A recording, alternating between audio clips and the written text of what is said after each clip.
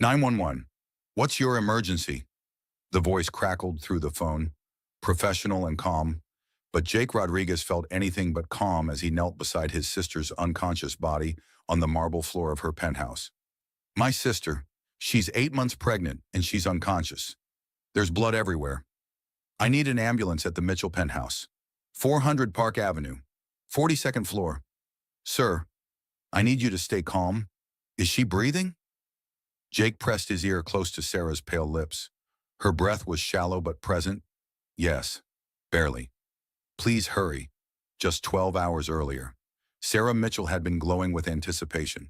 The baby shower was supposed to be the perfect celebration, the culmination of what everyone believed was her fairy tale life. Married to Ryan Mitchell, the 34-year-old tech CEO whose startup had just been valued at $2 billion. Living in a Manhattan penthouse that graced magazine covers, expecting their first child. But fairy tales, Jake had always suspected, were just pretty lies told to make reality bearable. Sarah had been arranging white orchids in crystal vases when the first contraction hit. She'd dismissed it, laughing it off as Braxton Hicks. After all, she wasn't due for another month. The nursery was painted in soft blues and grays, the crib assembled, tiny clothes folded and waiting. Everything's perfect, she'd told herself, just as she'd been telling herself for months. The second contraction was stronger. Sarah doubled over, her hand instinctively protecting her swollen belly. When she looked down, her worst nightmare was spreading across the pristine white marble floor beneath her feet. Blood. Too much blood. She'd reached for her phone to call Ryan, but he was in Tokyo closing a major deal. At least, that's what his assistant had told her.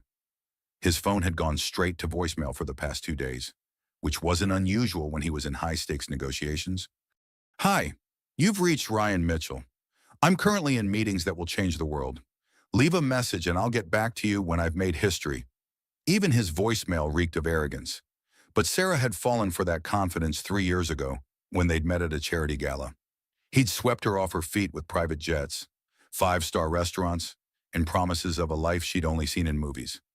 The third contraction brought Sarah to her knees. The pain was unlike anything she'd ever experienced, radiating through her entire body like fire. She managed to dial Jake's number before everything went black. Jake had been installing kitchen cabinets for a client in Queens when Sarah's call came through.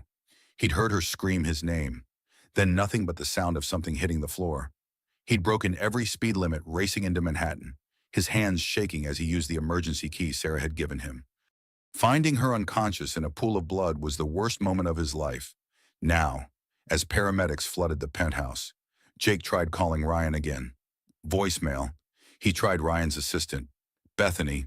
I'm sorry, Mr. Rodriguez, but Mr. Mitchell is in crucial negotiations. He specifically requested no interruptions. Bethany, this is a medical emergency. Sarah's been rushed to the hospital. The baby might not make it. There was a pause. I'll try to reach him through the secure satellite connection, but it could take hours. Hours! Jake watched his sister being loaded onto a gurney, her face the color of paper, oxygen mask covering her nose and mouth. Her husband was unreachable while she fought for her life. At Mount Sinai Hospital, Dr. Amelia Thompson delivered news that hit like physical blows. Severe placental abruption, massive internal bleeding, emergency cesarean section required immediately. We need to operate now, doctor, Thompson explained, her dark eyes kind but urgent. The baby is in distress, and Sarah's losing too much blood. I won't lie to you. This is touch and go. Jake signed the consent forms with trembling hands. He was listed as Sarah's emergency contact, a role that should have belonged to her husband. As Sarah disappeared behind operating room doors, Jake sat alone in the sterile waiting area, still trying to reach Ryan. Call after call went to voicemail. Something was wrong. Ryan Mitchell was many things, most of them unpleasant, but he wasn't careless with communication.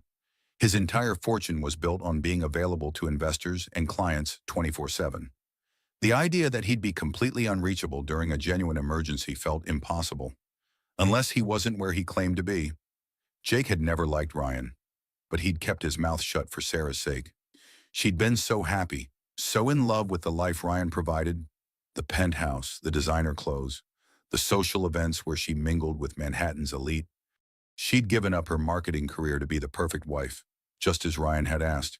But Jake remembered the subtle changes over the past year, how Sarah had become quieter, more careful with her words, how she'd stopped talking about her own dreams and focused entirely on Ryan's ambitions, how she'd started asking permission for things she used to decide for herself. The operation lasted 5 hours. When Dr. Thompson finally emerged, her scrubs were stained with blood, but she was smiling. Sarah's stable. It was close, but she's going to make it. And your nephew. She paused. He's small, but he's a fighter. 4 pounds, 2 ounces. He'll need to stay in the NICU for a while, but his vitals are strong.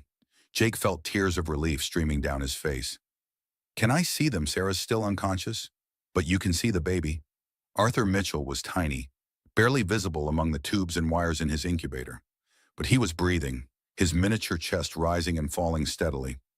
Jake pressed his palm against the warm plastic and made a silent promise to his nephew.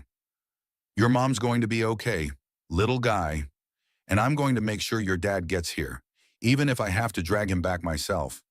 But first, Jake needed to find out where Ryan Mitchell really was. Jake's friend Marcus Webb looked nothing like a private investigator. In his jeans and Yankees hoodie, he could have been any software engineer grabbing coffee in Midtown Manhattan. But Marcus specialized in finding people who didn't want to be found, and his success rate was legendary among divorce lawyers and suspicious spouses. You sure you want to know what I might find? Marcus asked, stirring his espresso as they sat in the hospital cafeteria. Sometimes the truth is worse than wondering. My sister almost died yesterday. Her husband claims he's in Tokyo, but something doesn't feel right. Marcus pulled out his laptop. Ryan Mitchell, CEO of Mitchell Technologies. Private jet, tail number November 787. Romeo Mike. His fingers flew across the keyboard, accessing flight tracking databases that weren't available to the general public. Well, this is interesting. According to the FAA flight plan, November 787. Romeo Mike was supposed to fly to Tokyo 3 days ago. Supposed to. The flight plan was filed, but it was amended twice. First to Vancouver, then to Los Cabos, Mexico. The jet landed at Los Cabos International Airport yesterday at 2:15 p.m. Jake felt his blood pressure spike. Mexico, he told Sarah he was in Tokyo, gets better, or worse, depending on how you look at it. Marcus turned his laptop screen toward Jake. Immigration records showed 2 passengers on that flight, Ryan Mitchell and Vanessa Cole. The name hit Jake like a physical blow. Vanessa Cole was Ryan's business partner, a 26-year-old former model who joined Mitchell Technologies as head of strategic development. Sarah had mentioned her before, always with a slight tension in her voice. She's brilliant, Sarah had said once. Ryan says she has vision that most people can't understand. Sometimes I feel so ordinary compared to her. Jake had wanted to shake his sister. Sarah had a master's degree in marketing from Columbia and had built 3 successful campaigns for Fortune 500 companies before she'd married Ryan. But Ryan had a talent for making everyone around him feel smaller. Can you find out where they're staying? Jake asked. Marcus's fingers danced across the keyboard again. Resort Esperanza. Presidential suite. Booked for 5 days under the name Cole. Jake stared at the screen showing the luxury resort's website.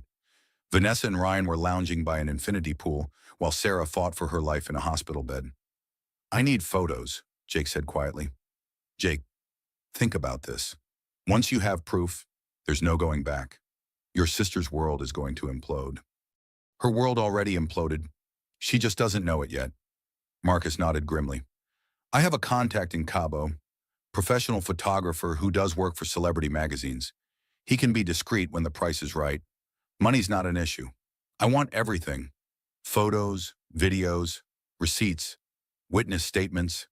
I want enough evidence to bury him. Within 6 hours, Marcus's contact had delivered. The photos were devastating in their clarity. Ryan and Vanessa walking hand in hand along a private beach. Vanessa feeding Ryan strawberries at a candlelit dinner. Ryan kissing Vanessa's neck as she laughed, her head thrown back in genuine joy. But the most damaging photo showed them at the resort's spa. Ryan's wedding ring clearly visible on the table beside them as a masseuse worked on his shoulders. Vanessa was in the frame, Her engagement ring catching the light. Engagement ring.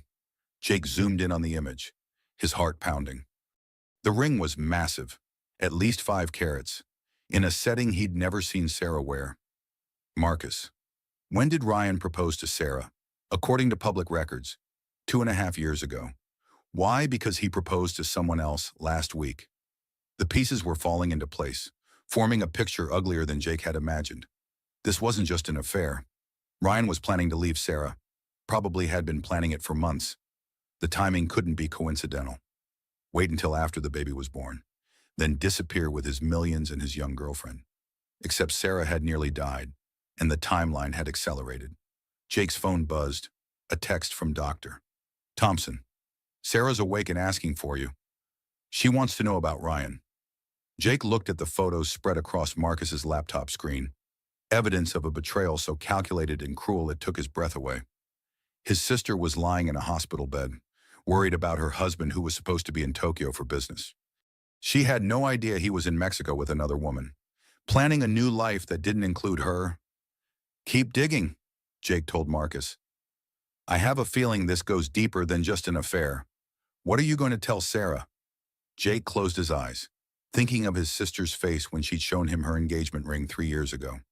She'd been radiant with happiness, convinced she'd found her fairy tale ending. Not yet. She's too weak. But soon, she's going to need to know the truth. As Jake walked back toward Sarah's room, he wondered if the truth would give her strength or destroy what was left of her world. Either way, she deserved better than living in a lie. And Ryan Mitchell was about to learn that destroying Jake Rodriguez's family was the biggest mistake of his life. In her hospital room, Sarah was sitting up for the first time since the surgery, her face pale but alert. The moment she saw Jake, her first words were about her husband. Have you reached Ryan? He must be so worried.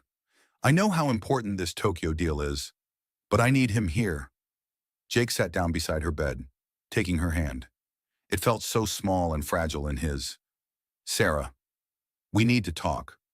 Sarah's face went through a series of expressions as Jake showed her the photos on Marcus's laptop. First confusion, then disbelief, then a kind of hollow shock that was worse than screaming would have been. That's not possible, she whispered, staring at the image of Ryan kissing Vanessa on the beach. He's in Tokyo. There has to be an explanation. Jake wished there was. He'd spent the past 2 hours hoping Marcus had made a mistake, that there was some innocent reason Ryan Mitchell was in Mexico with another woman while his wife fought for her life. But the evidence was overwhelming. Credit card receipts for romantic dinners, hotel records showing they'd shared the presidential suite, a video of Ryan feeding Vanessa cake by the pool, both of them laughing like they didn't have a care in the world. Sarah, look at this one. Jake pointed to the photo of Vanessa's engagement ring. When did Ryan give you a ring like that? Sarah's hand moved instinctively to her own wedding set, a modest 3-carat diamond that had seemed enormous 3 years ago. Compared to Vanessa's ring, it looked almost ordinary. He never did. I've never seen that ring before. The words hung in the air between them. Sarah stared at the laptop screen for a long moment, then closed it gently. I need to see Arthur, she said finally. Sarah, we should talk about this. We should call a lawyer. I need to see my son. Jake helped Sarah into a wheelchair, recognizing the tone in her voice. It was the same determined quiet she'd used when their father left when they were kids, when she'd decided to put herself through college waiting tables, when she'd built her marketing career from nothing. Sarah Mitchell might have spent 3 years playing the role of pampered wife, but Jake was seeing glimpses of the fighter his sister had always been. In the NICU, Sarah pressed her hands against Arthur's incubator and began to cry. But these weren't tears of self-pity. They were tears of rage. He knew, she said softly. When I called him 2 days ago to tell him I wasn't feeling well, he knew he was going to Mexico with her. He kissed me goodbye that morning, knowing he was going to propose to someone else. Jake watched his sister's face transform. The naive woman who trusted blindly was disappearing, replaced by someone harder and more focused. How long do you think this has been going on? Sarah asked. Marcus is still digging, but based on the flight records, they've taken at least 6 trips together in the past year. Always when Ryan told you he was traveling for business. Sarah was quiet for several minutes, her hand resting on Arthur's incubator. When she spoke again, her voice was steadier. I want to know everything, every trip, every lie, every dollar he spent on her. I want receipts, photos, bank records, everything. Sarah, maybe you should focus on recovering first. This can wait. No, it can't. Sarah turned to face him, and Jake saw a steel in her eyes he'd never seen before. Because he's going to come back eventually, and he's going to have explanations for everything. He's going to make me feel crazy for doubting him. He's going to turn this around and make it my fault somehow. Jake recognized the truth in that. Ryan had a talent for manipulation, for making other people question their own perceptions. Sarah had become quieter over the past year, second-guessing herself, asking Ryan's opinion on decisions she'd once made independently. But if I have proof, if I have evidence he can't deny or explain away, then I have power. What are you going to do? Sarah looked back at Arthur, sleeping peacefully despite the machines keeping him alive. I'm going to protect my son, and I'm going to make sure Ryan Mitchell pays for every single lie he's told. A nurse approached them with news that would complicate everything. Mrs. Mitchell, your mother-in-law is here to see you. She's quite insistent. Margaret Mitchell swept into the NICU like a force of nature, all silver hair and designer clothes and barely contained fury. She looked at Sarah with the same expression someone might use to examine a disappointing piece of merchandise. Sarah, I came as soon as I heard. Her voice was crisp and cold. This is a disaster of epic proportions. Hello. Margaret, I'm recovering well. Thank you for asking. Your grandson is fighting for his life, but he's stable. Margaret barely glanced at Arthur's incubator. Where is Ryan? I've been trying to reach him for 12 hours. Jake and Sarah exchanged glances. Margaret clearly didn't know about Cabo, which meant Ryan hadn't told his family about his travel plans either. He's in Tokyo, Sarah said carefully, supposedly unreachable due to sensitive negotiations. Supposedly, Margaret's eyes sharpened. What does that mean? This was the moment. Sarah could tell Margaret the truth, drag the whole family into the scandal, or she could wait, gather more evidence, be strategic about her next move. Sarah chose strategy. Nothing. I'm sure he'll call as soon as he can. But Margaret wasn't buying it. She'd built a fortune alongside her late husband by reading people, and she was reading something in Sarah's tone that she didn't like. I'll be staying in the city until this situation is resolved, Margaret announced. We need to control the narrative before the press gets wind of this. Control the narrative. Jake stepped forward. Your daughter-in-law almost died. Your grandson is in intensive care. What narrative needs controlling? Margaret looked at Jake like he was something unpleasant she'd stepped in. The Mitchell family has been building its reputation for 3 generations. We don't air our problems in public, and we certainly don't give ammunition to our competitors. Sarah felt a chill that had nothing to do with the hospital's air conditioning. Margaret, what are you saying? I'm saying that when Ryan returns, we present a united front, a medical emergency, handled with grace and privacy. The family pulled together during a crisis. That's the story. And what if that's not the story? Margaret's smile was cold as winter. Then we'll have problems? Sarah, problems you're not equipped to handle. The threat was subtle but unmistakable. Margaret Mitchell was putting Sarah on notice. Play along with the family version of events, or face the consequences. After Margaret left, Sarah sat in stunned silence. She'd always known Ryan's mother was controlling, but she'd never felt the full force of that control directed at her.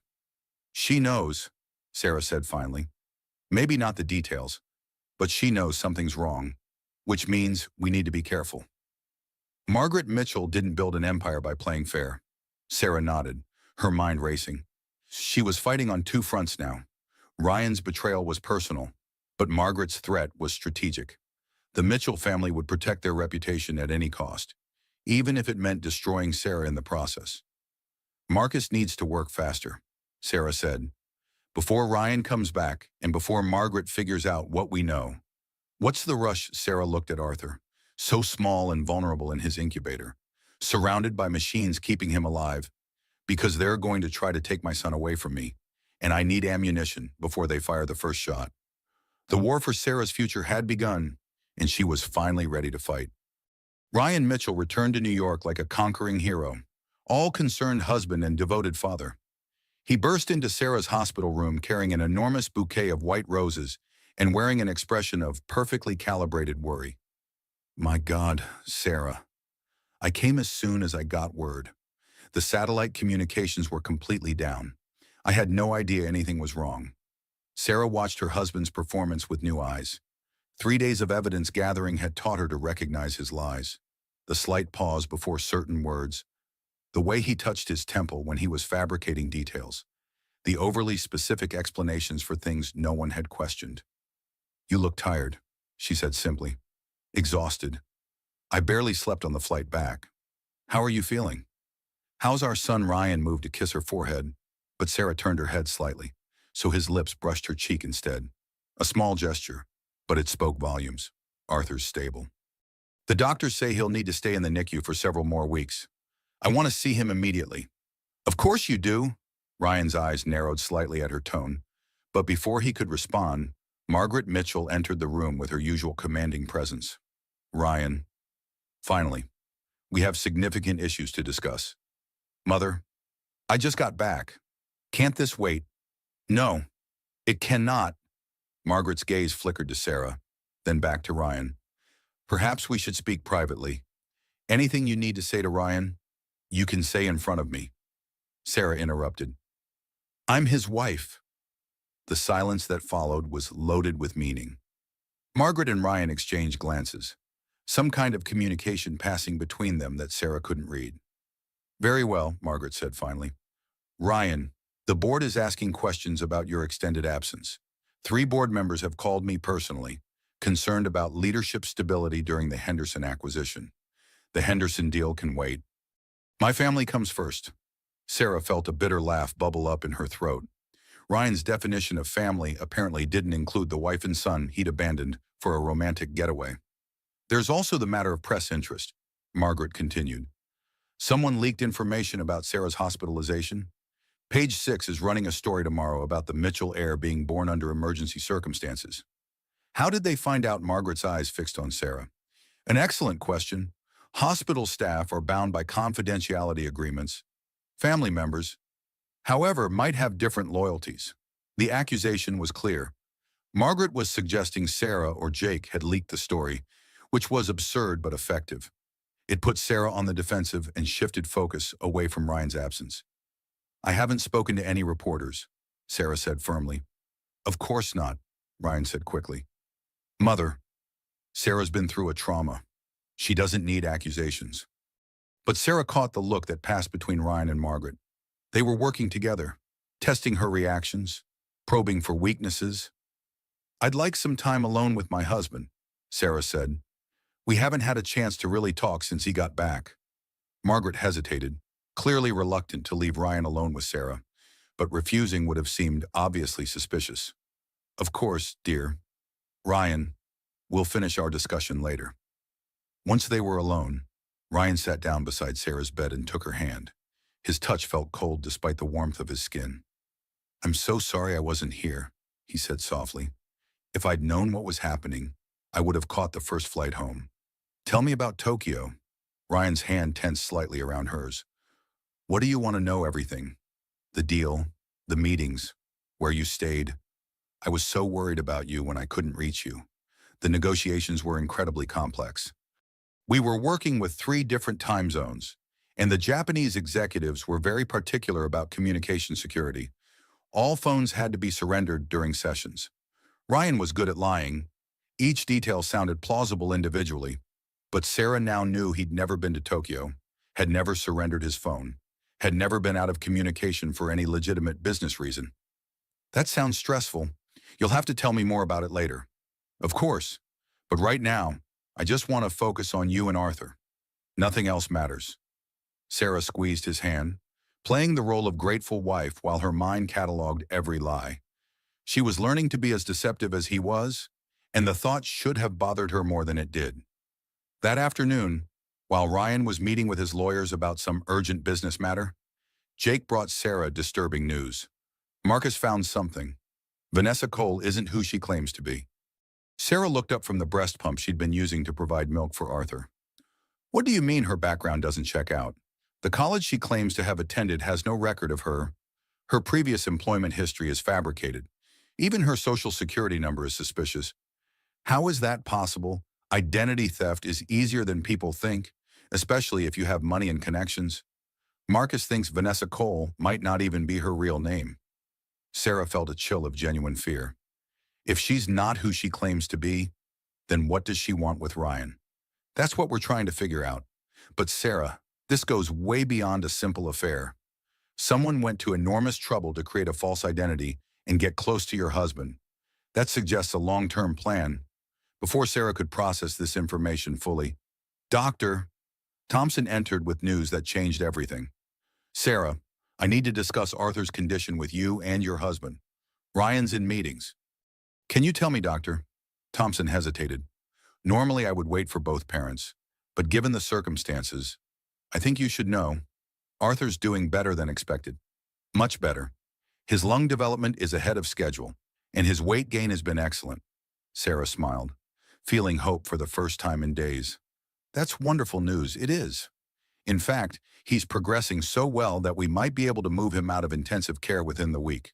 And potentially, he could be ready to go home in 2 to 3 weeks rather than the 6 to 8 we initially estimated. Really, that's incredible. There is one thing, though. I've received a call from your insurance company.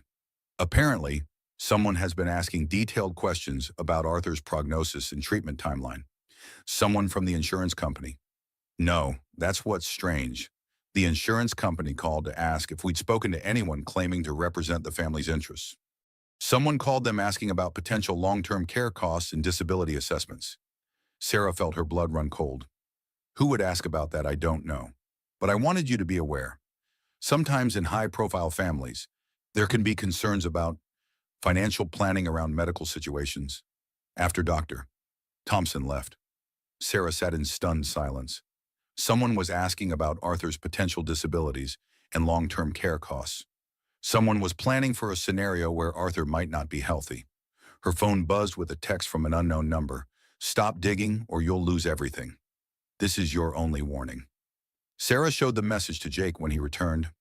We need to accelerate the timeline, Jake said grimly. They know we're investigating. You think Ryan and Margaret are behind this? Or Vanessa? Whoever she really is. Sarah, I think you need to consider the possibility that this entire situation is more dangerous than we realized. Sarah looked toward the NICU, where Arthur was sleeping peacefully, unaware that his future was being negotiated by people who saw him as either an asset or a liability. Then we need to be smarter than they are, Sarah said quietly, and we need to move fast. The gentle woman who trusted blindly was gone forever. In her place was someone harder, more calculating, and absolutely determined to protect her child at any cost. The real war was just beginning. Elena Vasquez was everything Margaret Mitchell wasn't: warm, fierce, and completely unimpressed by wealth or social status. At 38, she'd built her reputation as Manhattan's most effective divorce attorney by refusing to be intimidated by powerful men and their expensive legal teams. Your case is a nightmare, Elena told Sarah bluntly as they sat in her midtown office. But it's a nightmare with potential. Sarah had been discharged from the hospital that morning, though Arthur would need to stay in the NICU for another week. She'd moved into a hotel near the hospital, claiming she wanted to be close to their son. The truth was, she couldn't bear the thought of returning to the penthouse where she'd collapsed, where every room held memories of the life she'd thought she was living. The good news is that adultery gives us leverage in New York, especially when combined with potential fraud, Elena continued. The bad news is that you signed a prenuptial agreement that's bulletproof under normal circumstances. What makes circumstances abnormal if we can prove the marriage was entered into under false pretenses? Or if we can demonstrate that Ryan was already engaged in deceptive practices when you signed the agreement, we might be able to avoid it entirely. Sarah felt a spark of hope. Marcus has been documenting Ryan's trips with Vanessa going back 18 months. That predates Arthur's conception. That's helpful. But we need more. We need financial records showing deception, evidence of hidden assets, proof that Ryan was planning to leave you while keeping you in the dark about the family's true financial situation. How do we get that kind of evidence? Elena smiled, and there was something predatory in it. We make him think he's won, then we watch him get careless. The plan Elena outlined was risky but brilliant. Sarah would play the role of defeated wife, grateful for whatever settlement Ryan was willing to offer. Meanwhile, Elena's team would conduct forensic accounting of Mitchell Technologies while Marcus continued investigating Vanessa Cole's true identity. The key is making them believe you're not a threat, Elena explained. Rich men like Ryan assume women like you will accept whatever they're given, rather than fight and risk ending up with nothing. What if they're right? What if I fight and lose everything? Then you'll lose everything with your dignity intact, and your son knowing his mother was brave enough to fight for him.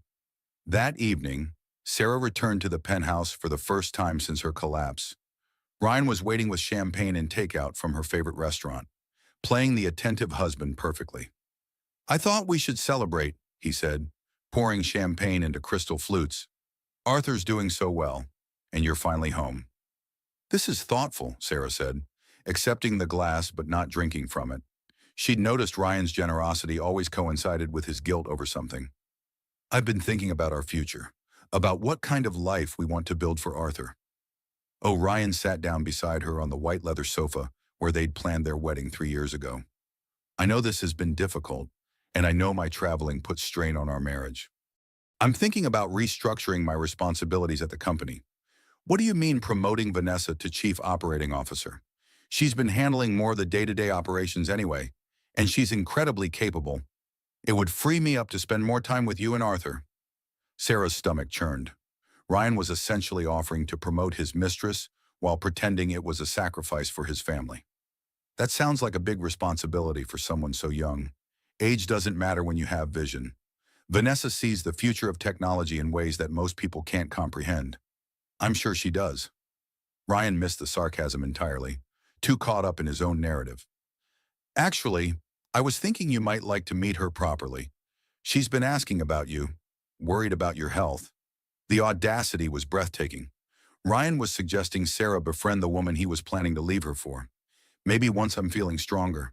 Of course, there's no rush. Ryan's phone buzzed, and he glanced at it with an expression Sarah recognized. It was the same look he got when Vanessa texted him, a mixture of anticipation and secretive pleasure. I should take this. Business emergency. Ryan stepped out onto the terrace to take his call, and Sarah could hear fragments of conversation through the glass doors. Not business talk, but intimate laughter, whispered endearments, the sound of a man talking to someone he loved. When he returned, his expression was carefully neutral again. Sorry about that. Crisis averted. I'm tired. I think I'll go to bed early. Of course, you need your rest. Ryan kissed her forehead with the same detached affection he might show a sister, then disappeared into his home office to work. Sarah lay in their king-size bed, staring at the ceiling and listening to the muffled sound of Ryan's voice as he continued his conversation with Vanessa. She was sharing a bed with a stranger who was systematically dismantling their life while pretending to care about her recovery. The next morning brought what seemed like victory. Elena called with news that made Sarah's heart race with excitement. We got them. Mitchell Technologies has been moving money through offshore accounts for the past 2 years. Shell companies, hidden assets, tax avoidance schemes that border on fraud. How much money? Conservative estimate, $50 million that should have been declared as marital assets. We can void the prenup and go after half of everything, including the hidden accounts. Sarah felt dizzy with relief. So I can protect Arthur's future. More than that, you can make sure Ryan faces consequences for his deception. I'm filing papers this afternoon. For the first time in weeks, Sarah felt genuinely hopeful. She had evidence of Ryan's affair, proof of financial deception, and a legal team ready to fight for her rights. She was going to win. That afternoon, she visited Arthur in the NICU with news that felt like a victory lap. Mommy's going to make sure you're protected. Sweetheart, Daddy thought he could lie to us, but he was wrong. Arthur seemed to be listening, his tiny fingers wrapped around Sarah's pinky as she spoke. Doctor. Thompson had said he could probably go home within the week, and Sarah was already planning their new life. Maybe a house in Westchester with a yard where Arthur could play. Maybe she'd go back to work, rebuild the career she'd abandoned to be Ryan's wife. She was mentally redecorating when her phone rang. Elena's number. Sarah, we have a problem. A big one. What kind of problem? All of our evidence just disappeared. The offshore accounts have been closed and the money transferred to legitimate Mitchell Technologies holdings. The shell companies have been dissolved. Every single piece of financial evidence we had is gone. Sarah felt the room start to spin. How is that possible? Someone tipped them off. Someone who knew exactly what we were looking for and exactly where to look for it. Who would know that there was a long pause? Sarah, I need you to think carefully. Who else knew about our investigation? Who else had access to our strategy? Sarah's mind raced through the possibilities, then settled on the most horrifying answer. You think there's a spy in your office? No, Elena said grimly. I think there's a spy much closer to home. The victory Sarah had been celebrating crumbled to ash in her mouth. Someone she trusted had betrayed her. And now Ryan was not only free from consequences, but aware that she'd been fighting back. She was more vulnerable now than she'd ever been. And the people she was fighting against knew she was no longer playing the role of naive victim. The war had just escalated, and Sarah was losing badly. The realization hit Sarah like a physical blow as she stood in the NICU, watching Arthur sleep.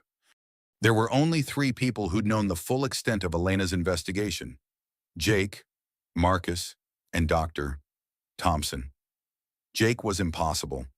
He'd been her protector since childhood, the person who'd found her bleeding on the penthouse floor, the one who'd initiated the investigation in the first place.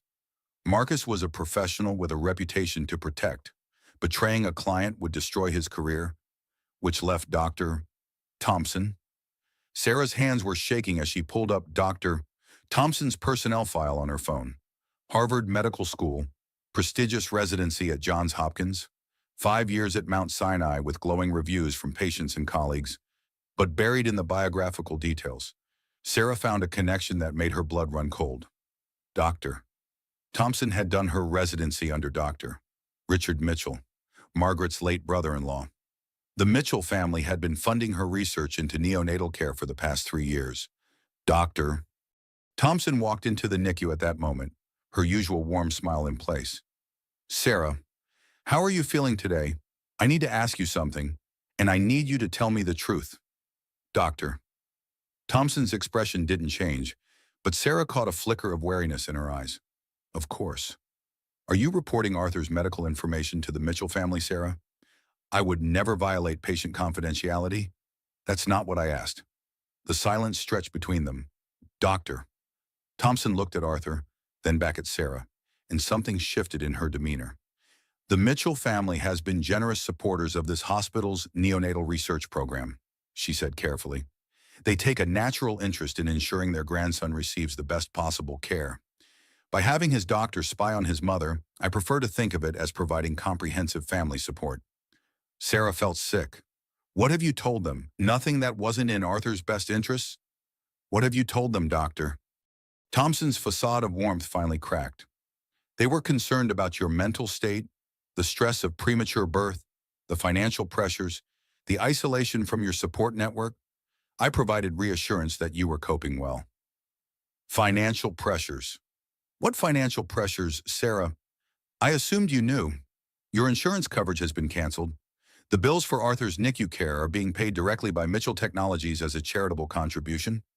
Sarah stared at her in shock. When was my insurance canceled? 3 days ago, according to the paperwork I received. 3 days ago. The same day Ryan had returned from Mexico. The same day Margaret had arrived in New York. They'd cut off Sarah's insurance immediately, ensuring she'd be financially dependent on their charity to pay for Arthur's medical care. You've been reporting everything to them, haven't you? My conversations with lawyers, my questions about Arthur's prognosis, even my medical information. Dr. Thompson had the grace to look ashamed. Sarah, you have to understand. The Mitchell family has funded millions of dollars in research that has saved countless babies' lives. When they asked for updates on Arthur's care, I thought I was helping ensure he received the best treatment, while helping them destroy his mother. I never meant for it to go that far, but it has, hasn't it? How long have you been reporting to them since Arthur was born? They were concerned about his development, about potential complications that might affect the family's financial planning. Sarah felt everything clicking into place. The mysterious calls about Arthur's long-term care costs, the insurance cancellation, the perfectly timed disappearance of evidence Elena had been gathering.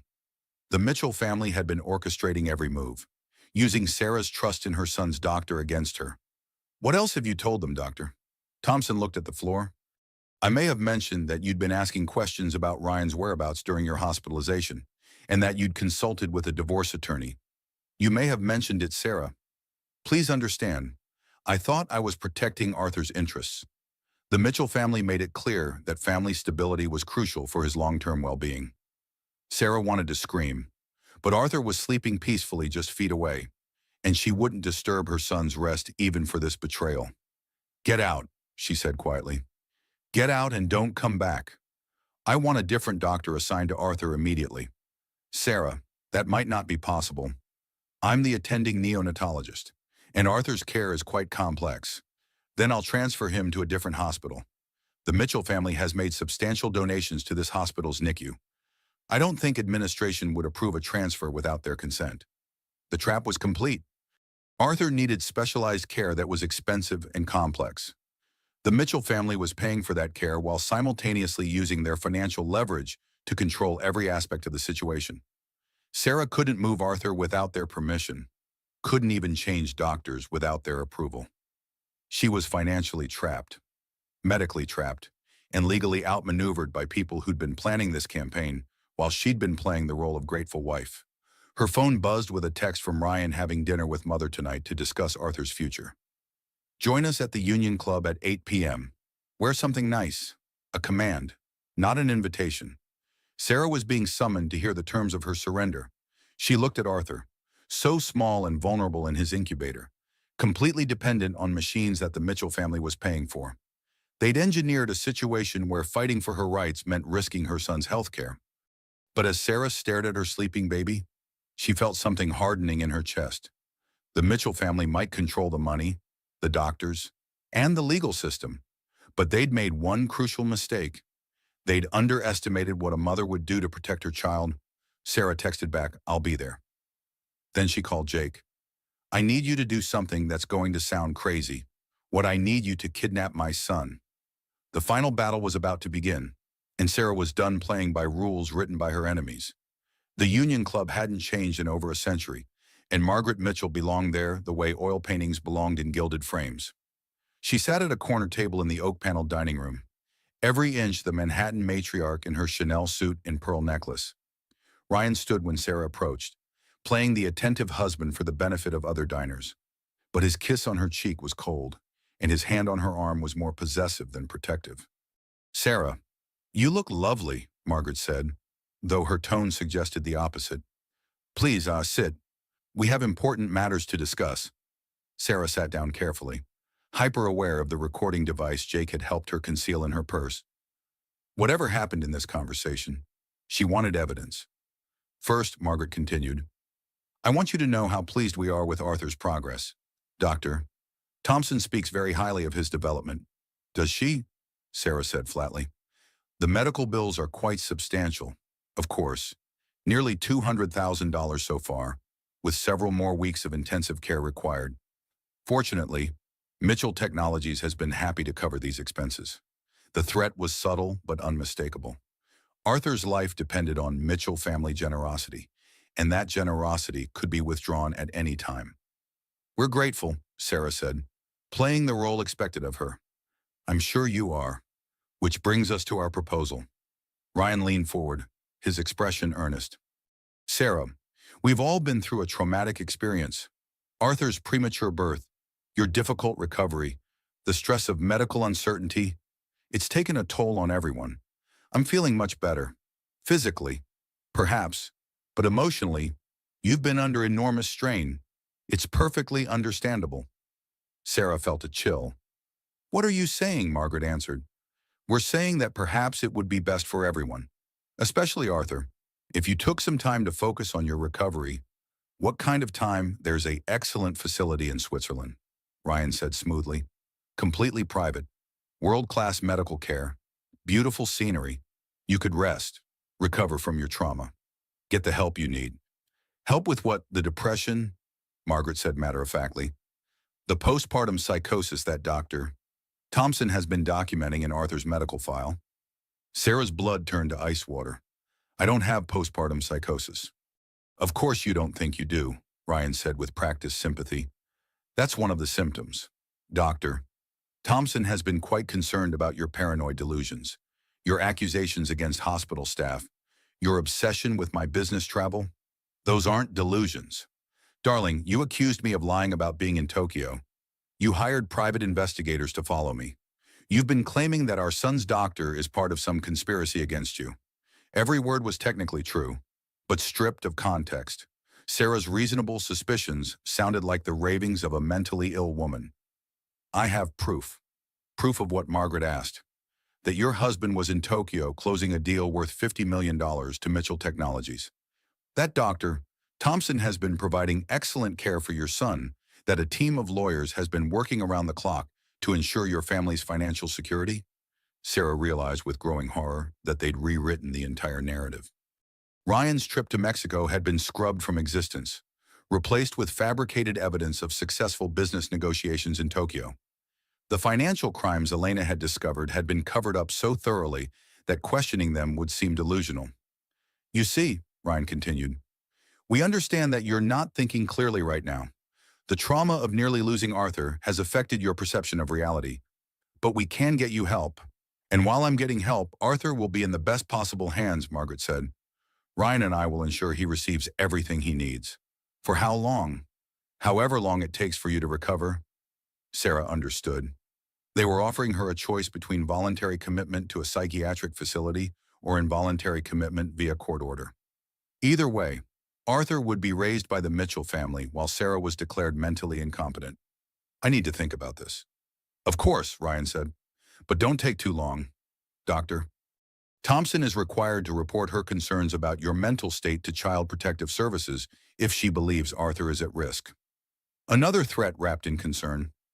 If Sarah didn't voluntarily commit herself, Doctor, Thompson would file a report that could result in Arthur being taken away entirely.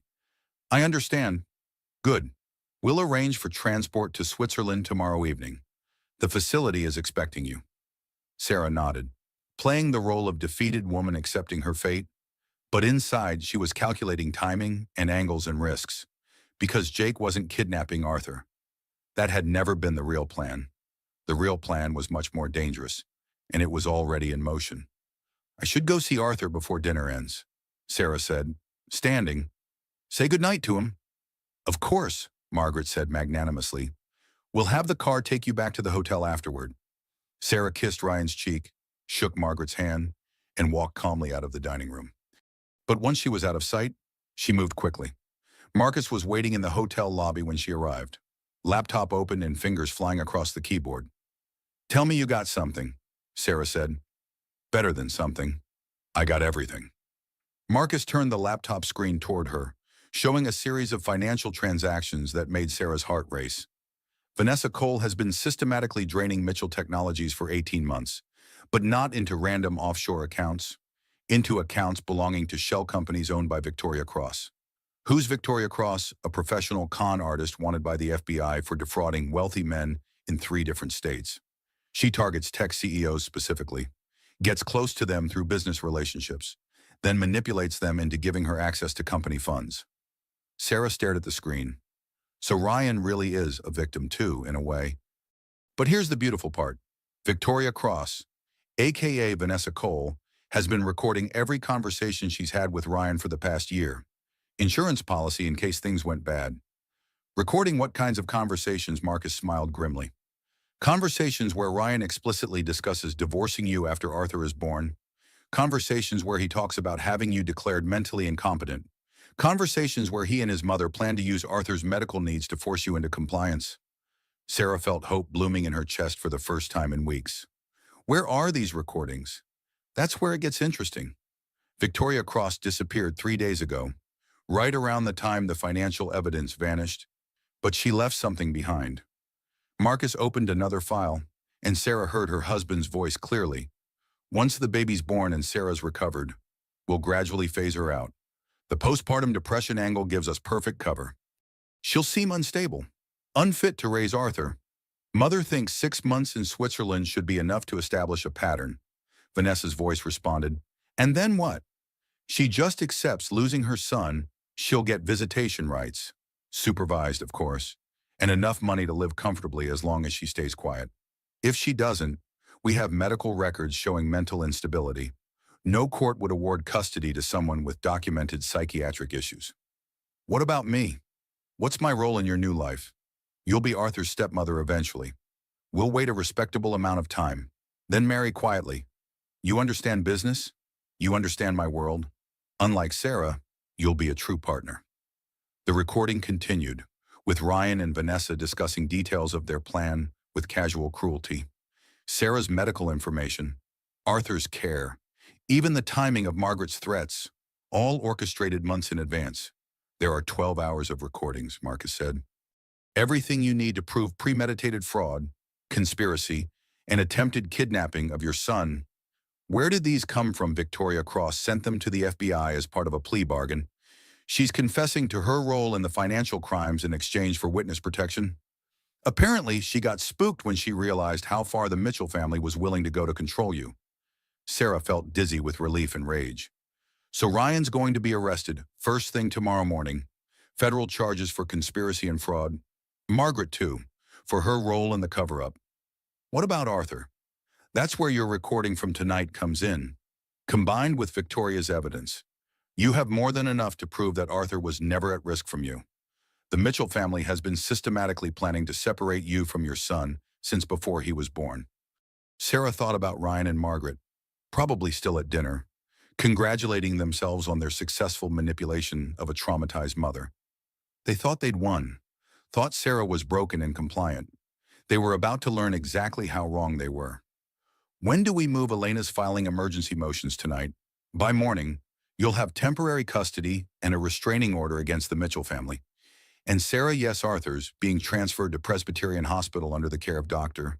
Maria Santos, one of the best neonatologists in the country. The FBI is paying for his care during the investigation. For the first time since this nightmare began, Sarah felt like she could breathe freely. Her son would be safe, her husband would face justice, and she would finally be free of the Mitchell family's control. But as she prepared for the final confrontation, Sarah couldn't shake the feeling that this victory was almost too easy. The Mitchell family had been playing this game for generations. Would they really be defeated this simply? She was about to find out.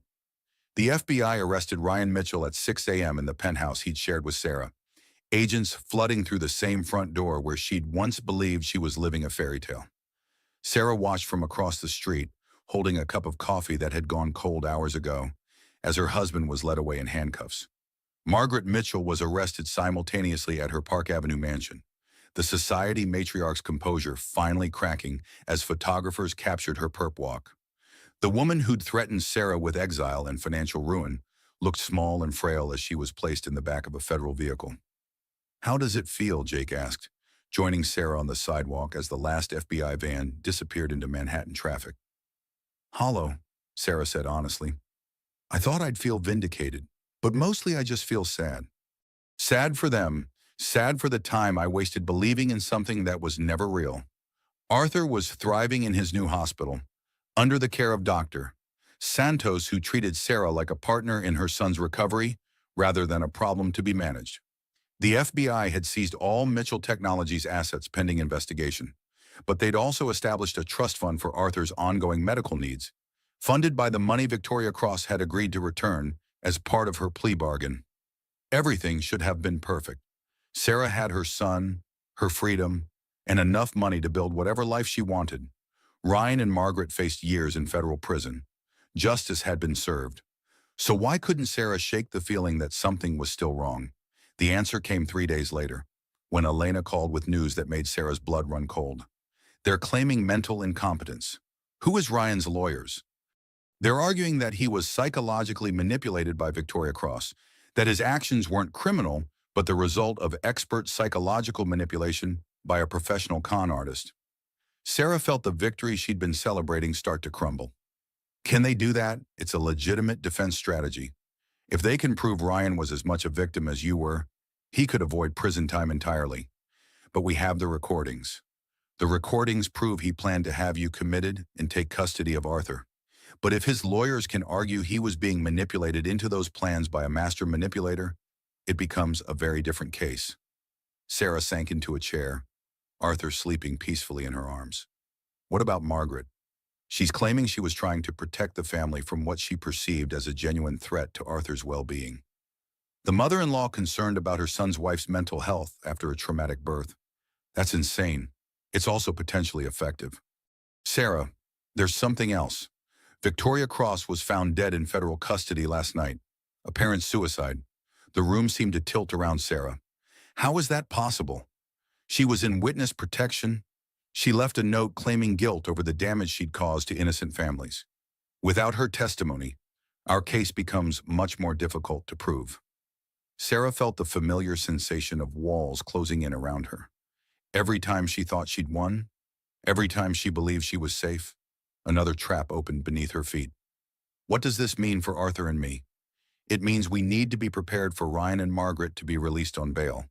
It means they'll probably avoid serious prison time, and it means they'll likely regain access to their frozen assets.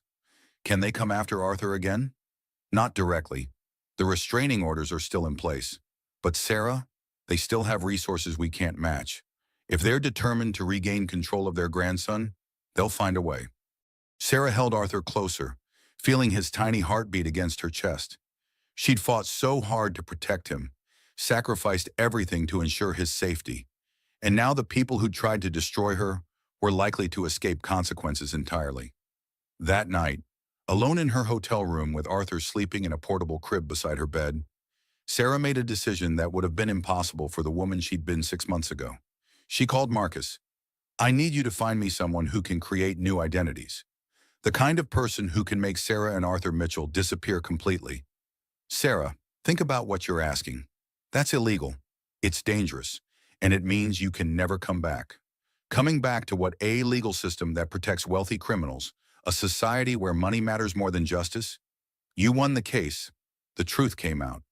Ryan and Margaret are probably going to walk free. They'll have their money back, their reputation partially restored, and they'll spend the rest of their lives trying to prove I'm an unfit mother. Sarah looked at Arthur, so peaceful in sleep, unaware that his future was being decided by people who saw him as either an asset or a weapon. I can't fight them forever. Marcus, they have generational wealth, political connections, and a legal system designed to protect people like them. I have whatever money Victoria Cross returned and a son who needs protection. Where would you go somewhere they can't find us? Somewhere Arthur can grow up without being a pawn in their games. Marcus was quiet for a long moment.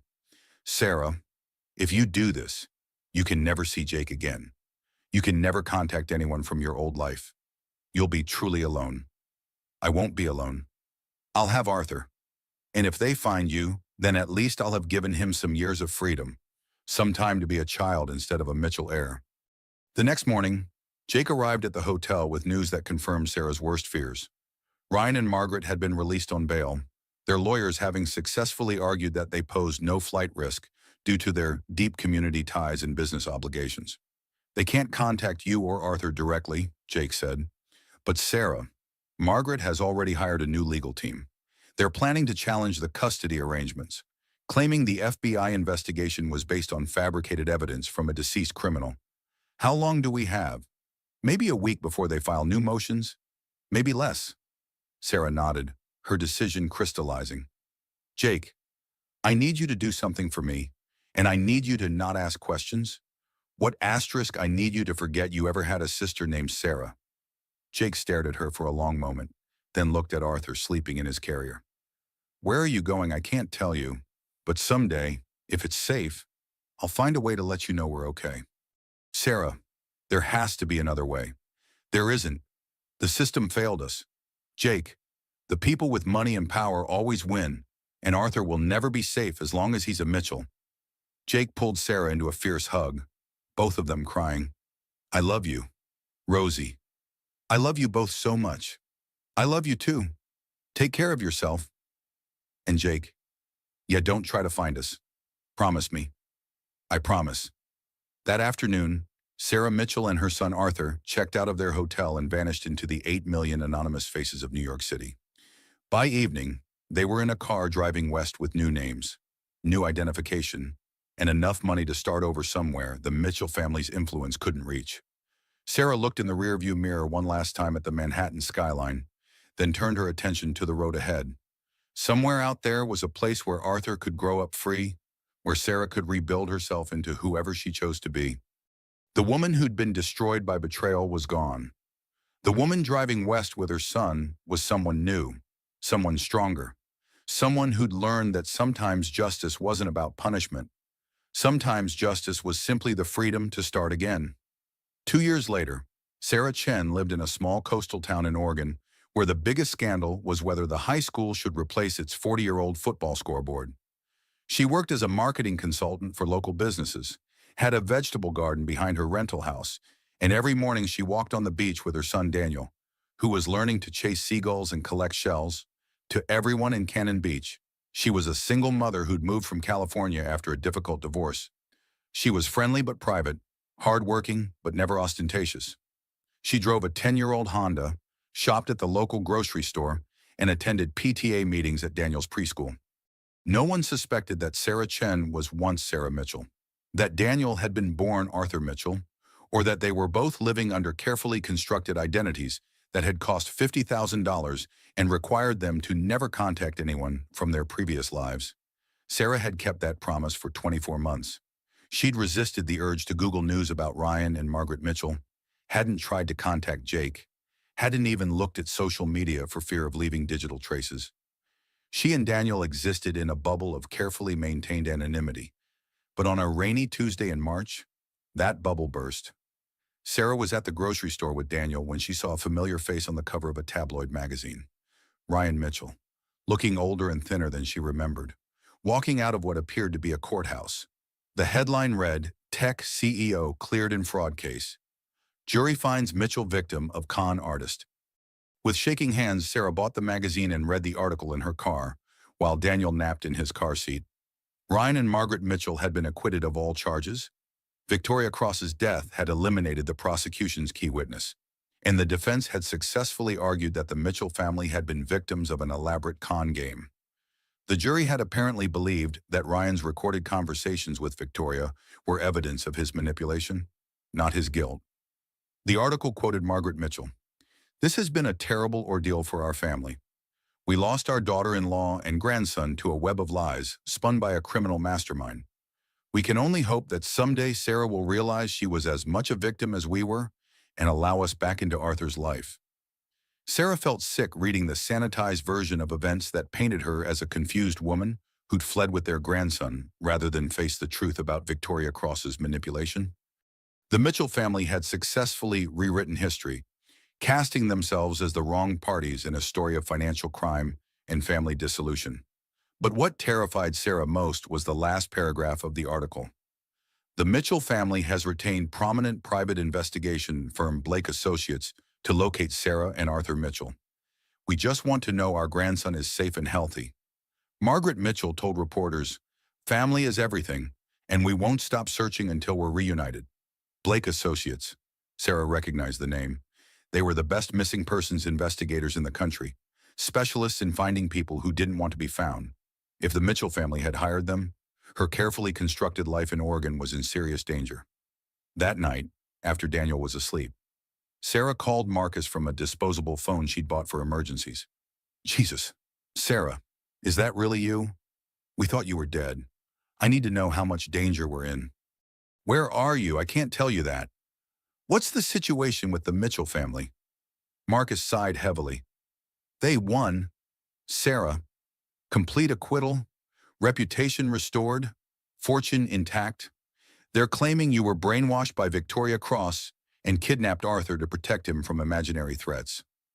"What about Jake?" "He's been questioned multiple times by Blake Associates. They think he knows where you are, but he's held firm. Says he hasn't heard from you since you disappeared."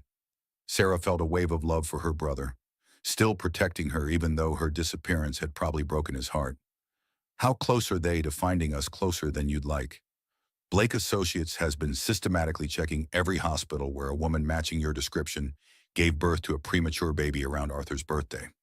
They're looking for identity documents, medical records, anything that might trace back to you. How much time do we have? Maybe weeks, maybe days."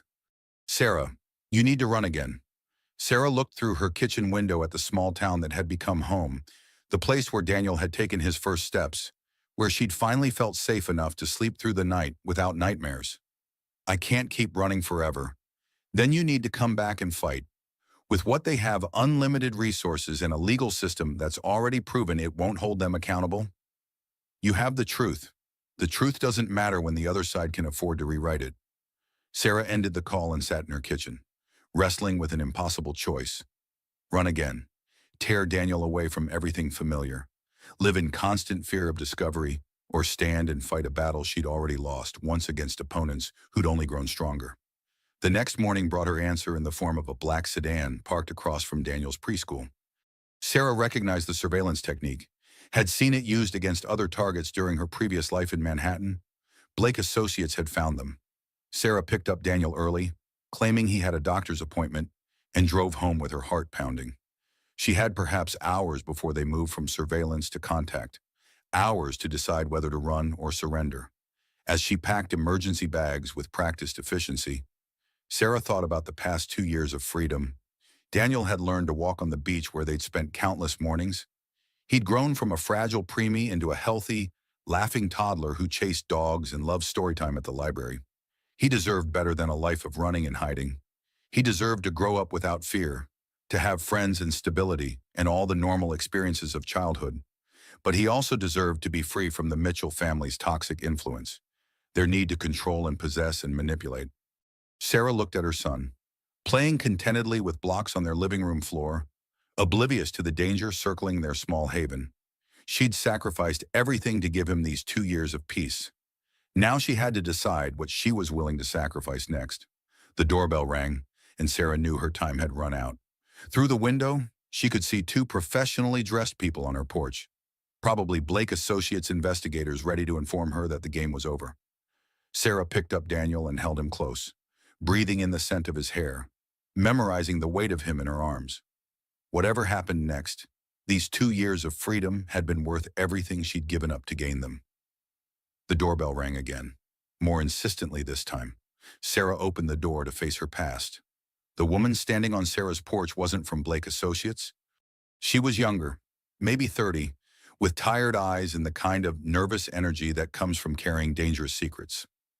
Sarah Mitchell, I'm sorry, you must have the wrong house. I'm Sarah Chen. I know who you are. My name is Amanda Cross. Victoria Cross was my sister. Sarah's world tilted. Victoria Cross, the woman who'd manipulated Ryan and then allegedly committed suicide in federal custody, had a sister, and that sister was standing on Sarah's doorway, holding a manila envelope that looked thick enough to contain a life's worth of secrets. I need to talk to you. It's about my sister's death and about the Mitchell family. Sarah hesitated, Daniel still in her arms, her packed emergency bag sitting just inside the door.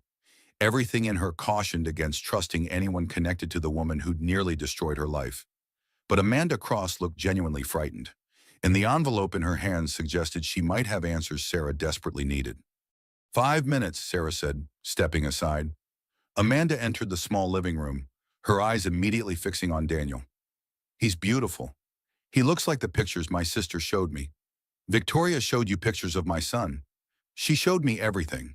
Every recording, every document, every piece of evidence she collected while she was embedded with the Mitchell family. Sarah felt her pulse accelerate. I thought all of that was destroyed when she died. That's what everyone thinks. But Victoria didn't trust anyone, not even the FBI. She kept copies of everything hidden in places only I knew about. Amanda opened the envelope and pulled out a thick stack of papers, USB drives, and photographs. Sarah recognized some of the images Ryan with Victoria in Mexico. Financial documents showing the embezzled funds, transcripts of recorded conversations. But there were other things too. Documents Sarah had never seen before. This is a forensic analysis of my sister's death, Amanda said, handing Sarah a medical examiner's report. She didn't commit suicide. She was murdered. Sarah stared at the document, which conclusively proved that Victoria Cross had been killed in federal custody and her death staged to look like suicide. The Mitchell family has connections everywhere, Amanda continued. Federal marshals, judges, medical examiners. My sister thought she was safe in witness protection.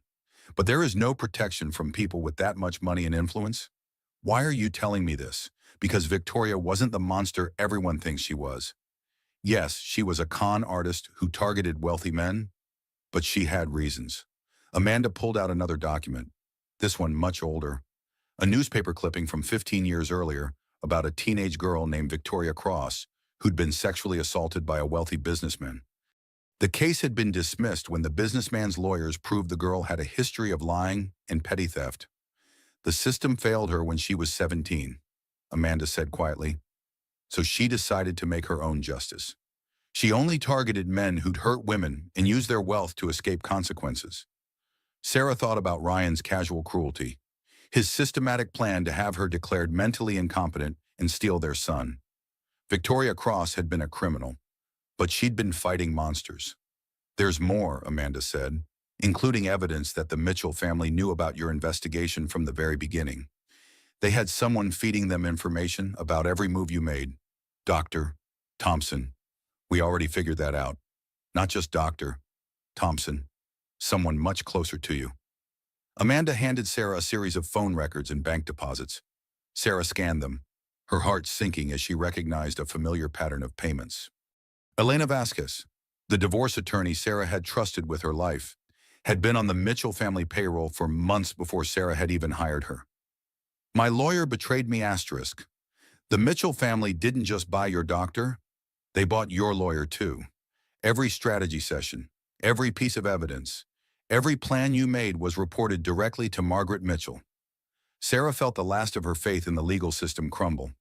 The woman she'd trusted to fight for her rights had been working for the enemy all along, feeding Sarah false hope while ensuring she could never actually win. Elena orchestrated the whole thing, the fake financial evidence that disappeared, the perfectly timed witness deaths, even your decision to run. They wanted you to flee with Arthur so they could claim you'd kidnapped him. Then why haven't they taken him back? Because Victoria left them a poison pill. Before she died, she sent copies of everything to 12 different news organizations with instructions to publish it all if anything happened to you or Arthur. Amanda pulled out a final document, this one bearing the letterhead of the New York Times. This is a letter from their investigative team. They've been working on the Mitchell family story for 8 months, corroborating everything Victoria documented. They're publishing next week. Sarah stared at the letter, hardly daring to believe what she was reading. A full expose of the Mitchell family's corruption, their connections to corrupt officials, their systematic abuse of the legal system to silence victims.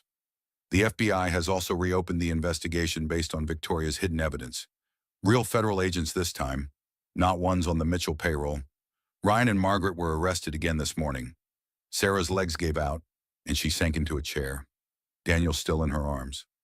After 2 years of running, 2 years of looking over her shoulder, it was finally over. What does this mean for me and Daniel?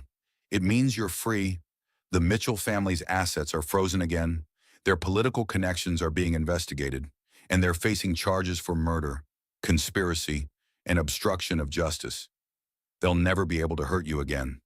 Sarah felt tears streaming down her face, but for the first time in years, they were tears of relief rather than fear or rage. There's one more thing, Amanda said softly. My sister left you something. She handed Sarah a letter written in careful handwriting. Sarah, if you're reading this, it means I'm dead and my sister found you. I know you have every reason to hate me, but I want you to know that everything I did was to protect you and Arthur from people who would have destroyed you both. The Mitchell family represents everything wrong with our system, everything that fails people like you and me. I'm sorry I couldn't find a cleaner way to fight them, but they only understand power. And sometimes power requires getting dirty. Take care of your son. He's lucky to have a mother willing to sacrifice everything for his freedom. Victoria Sarah wiped her eyes and looked at Amanda. What happens now? Now you get to choose your own life. You can stay Sarah Chen in Oregon, or you can reclaim your real identity. The legal system that failed you before is finally working, and the people who tried to destroy you are facing justice. Sarah looked around the small house that had been her sanctuary for 2 years. She thought about the life she'd built here, the community that had welcomed her, the peace she'd found walking on the beach with Daniel every morning. Then she thought about Jake, probably still wondering if she was alive. She thought about the other women who might be facing their own versions of the Mitchell family's cruelty, women who needed to know that fighting back was possible. I think, Sarah said slowly, It's time for Sarah Mitchell to come back. 3 months later, Sarah stood in a federal courtroom in Manhattan, holding Daniel's hand as Ryan and Margaret Mitchell were sentenced to 15 years in federal prison. The judge's words about corruption and abuse of power washed over her. But what mattered was the finality of it. It was over. Outside the courthouse, Jake was waiting with tears in his eyes and arms wide open. Sarah ran to him, Daniel between them, finally allowing herself to believe they were safe. "I thought I'd lost you forever," Jake whispered. "You never lost me. I just had to find myself first." That evening, Sarah appeared on the evening news. No longer hiding behind false names or careful anonymity, she spoke about corruption in the legal system, about the need to protect victims of powerful predators, about the strength it took to fight back when the system failed. "Every woman facing an impossible situation needs to know that you are not powerless," she said directly to the camera. "The system may be rigged against us, but truth has a power that money can't buy. And sometimes, if you're willing to sacrifice everything to protect what matters most, you can win." 6 months later, Sarah opened the doors of the Cross Foundation, a nonprofit organization dedicated to helping women escape abusive relationships with wealthy, powerful men. Funded by the assets seized from the Mitchell family and named in honor of Victoria Cross, the foundation provided legal aid, safe housing, and identity protection for women who needed to disappear. Sarah had learned that sometimes justice wasn't about punishment. Sometimes justice was simply giving people the tools to build better lives, free from the people who tried to control them. And sometimes, if you were very lucky and very brave, you discovered that the life you built from the ashes of betrayal was stronger and more beautiful than anything you'd lost. Standing in her foundation's offices, watching lawyers and counselors help women reclaim their lives, Sarah finally understood what victory looked like. It wasn't about revenge or seeing your enemies punished, though that had its place. Real victory was the freedom to choose your own story, to protect the people you loved, and to help others find their own strength in the darkest moments. Sarah Mitchell had learned to fight, and now she was teaching others to do the same. The fairy tale was over, but the real story was just beginning. Sarah's story proves that no matter how powerless you feel, no matter how wealthy or connected your oppressors are, truth has a way of surfacing. But her victory wasn't just personal. It created a foundation that continues to help women escape impossible situations every single day. Stories like Sarah's need to be told. They need to be shared, because somewhere out there, another woman is sitting in a hospital bed wondering why her husband isn't answering his phone. Another mother is questioning whether she's going crazy or if the people she trusts really are working against her. If Sarah's courage inspired you, if her fight for justice gave you hope, hit that like button right now.